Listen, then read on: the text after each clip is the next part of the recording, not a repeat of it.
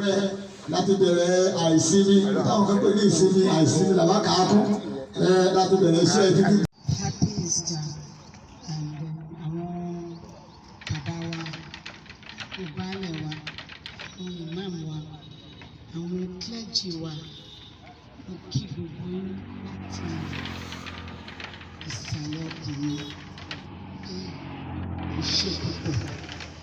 Mo kí yín gidigidi gan-an pé èyí jẹ́ ọjọ́ ìsinmi ni Ọlọ́run fi sí ọkàn mi pé ká ṣe nìyẹn. Òun ló choose ẹni pé ká ṣe ká mú kúrò rẹ̀ because àwọn sáyẹ́ǹsì ti ready for like 2-3 weeks.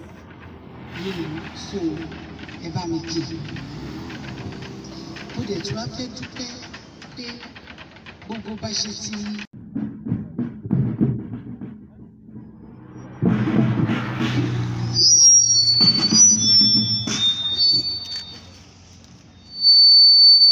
Thank you. Kábíyèsí ẹ̀ṣọ́ sáà kájọ́ pẹ́ lórí kí bàtà pẹ́ lọ́sọ̀ ẹ pé ìdíje bí o. Ojú ẹ̀ báyìí ojú ẹ̀ sí.